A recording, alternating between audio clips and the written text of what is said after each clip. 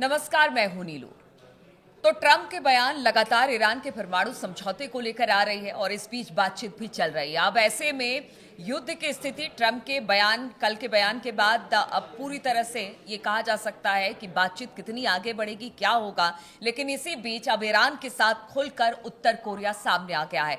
उत्तर Korea ने ऐसा क्या कहा है, क्योंकि पहले भी वो कहता रहा है कि समर्थन में वो तो खड़ा था, लेकिन इस बार उसने खुलकर ईरान के समर्थन की बात कही है। ये बात क्या है, बातचीत करने के लिए मयंक मेरे साथ जुड़ गए हैं। मयंक, अब उत्तर कोरिया हालांकि देखिए पहले से कहता रहा है, चाहे वो रूस हो या फिर उत्तर कोरिया हो, कि वो ईरान के साथ हैं और खासतौर पर परमाणु समझौते को लेकर वो उसके साथ खड़े रहेंगे। अब ऐसे में उत्तर कोरिया ने क्या कुछ कहा है जिससे कि ईरान को भी बल मिलेगा और जिस तरह की अभी स्थिति बनी हुई है वो किस तरह से आगे बढ़ेगी उत्तर कोरिया किस बात की बात? देखिए, जो इंटरनेशनल मीडिया में चर्चाएं हैं कि नॉर्थ कोरिया, जैसा कि आपने कहा, नॉर्थ कोरिया जो है वो अब पूरी तरह से खुलकर ईरान और खामेनी साहब के साथ आके खड़ा हो गया है। इसकी सबसे बड़ी वजह हम आपको बताते हैं ये सब कैसे हुआ। जो नॉर्थ कोरिया के शासक हैं किम जोंग उन, इनके सिस्टर हैं, इनकी बहन है किम यो जोंग। हम अपने दर्शकों को फिर बताना चाहेंगे, किम जोंग उन की सिस्टर हैं किम यो जोंग। इनकी तरफ से एक बड़ा बयान आया है और इन्होंने कहा है कि उत्तरी कोरिया अपना परमाणु कार्यक्रम किसी भी सूरत में नहीं रोकेगा। Pyongyang has no plans to abandon its nuclear weapons development. और ये बयान ठीक उस बयान के बाद आया है जो खामेनी साहब का बयान आया था कि भाई ईरान के पास भी परमाणु क्षमता रखने का अधिकार है, हम भी एक स्वतंत्र देश हैं और ईरान को भी ये अधिकार मिलना चाहिए। ये खामेनी जी का बयान था। और उसके फौरन बाद जो है ये किम जोंग उन की जो सिस्टर हैं, ये भी बहुत पावरफुल मानी जाती हैं नॉर्थ कोरिया में, और माना जाता है कि किम जोंग उन के बाद सत्ता शायद वहां की यही संभालें। अब सवाल ये है कि उन्होंने ऐसा बयान क्यों दिया। देखिए, नॉर्थ कोरिया के पास एक बड़ा डेवलपमेंट हो रहा है। अमेरिका ने अपने B-1B बॉम्बर्स के साथ एक बड़ी वॉर ड्रिल करी है साउथ कोरिया के साथ मिलके। ये हालात आप समझिए बिल्कुल वैसे ही हैं जैसे डिएगो गार्सिया में ईरान के खिलाफ जो है अमेरिका ने B-2 बॉम्बर्स भेज रखे हैं और आसपास के इलाके में शिप्स हैं, सबमरीन्स हैं, एयरक्राफ्ट कैरियर हैं, ईरान के खिलाफ तैनात कर रखे हैं रेड सी में और ओमान की खाड़ी में।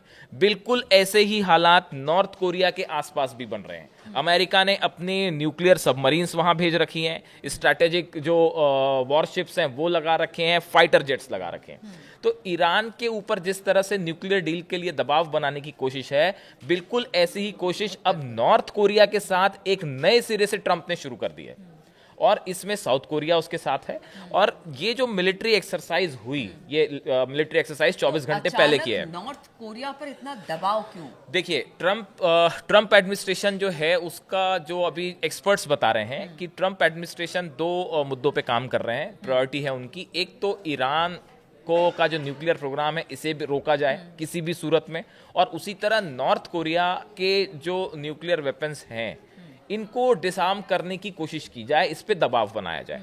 अब देखिए, हाल ही में ऐसा बताया जा रहा है कि कुछ समय पहले जो है साउथ कोरिया, जापान और यूनाइटेड स्टेट्स के जो हैं कुछ डिप्लोमेट्स जो हैं इनकी एक बैठक हुई जिसमें ये तय किया गया कि नॉर्थ कोरिया को डीन्यूक्लियराइज कैसे किया जाए, इस पे बड़ी स्ट्रैटेजी बनी।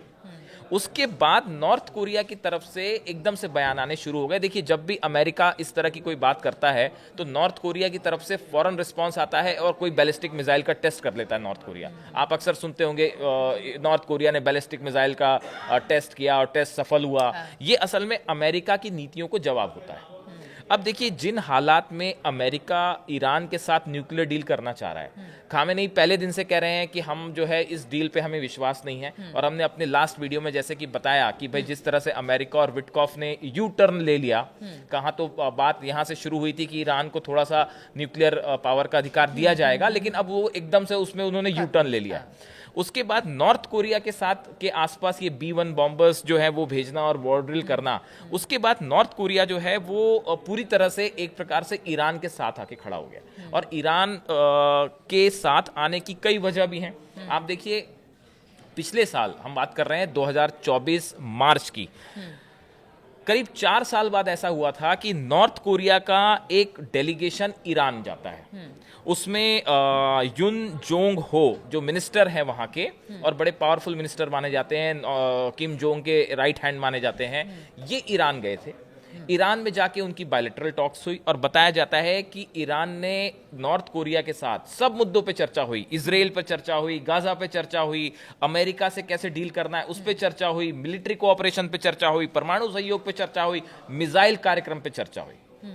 तो देखिए ये एक बड़ा कोलैबोरेशन पिछले साल से ही, जब ईरान ने इजराइल और ईरान के बीच जो सीधा मिसाइल्स फायर हुई थी, तब से ये कोऑपरेशन तेजी से आगे बढ़ गया है। और ये खुद CIA की रिपोर्ट्स कह रही हैं, जैसी रिपोर्ट्स हैं इंटरनेशनल मीडिया में।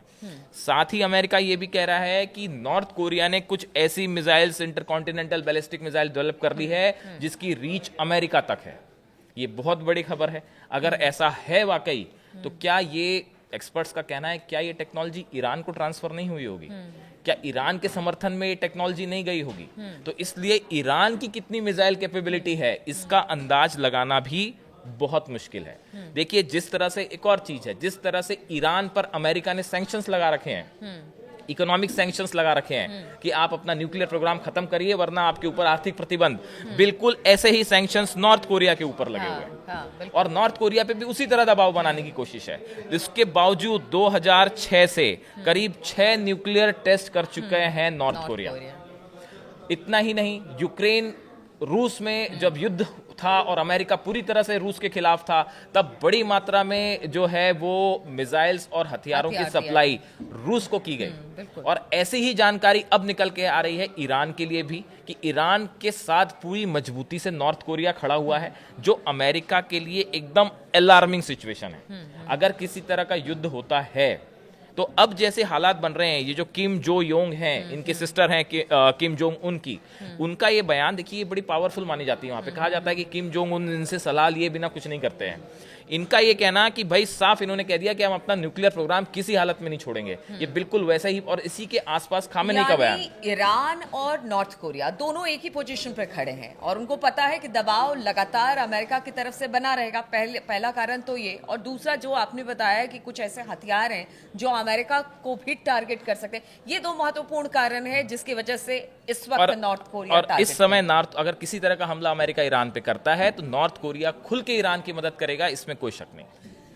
तो आपने सुना कि नॉर्थ कोरिया खुल के ईरान के समर्थन में आकर खड़ा हो गया है। इसकी वजह यह भी है कि नॉर्थ कोरिया के परमाणु कार्यक्रम पर भी अब ट्रंप यानी कि अमेरिका की नजर है, और ईरान पर तो पहले से थी, बातचीत उसको लेकर हो रही है। इसलिए कहा जा रहा है कि जब दोनों देश एक ही कंडीशन में है, एक ही जगह पर हैं, तो वो अमेरिका का दबाव नहीं झेलना चाहते हैं, और इसी वजह से अब खुलकर नॉर्थ कोरिया जो है वो ईरान के समर्थन में खड़ा दिखाई दे रहा है। लगातार इस पूरे मामले पर अपडेट आपको देते रहेंगे, हमारे साथ बने रहिए, और इस खबर को सुनने के लिए बहुत बहुत शुक्रिया आपका।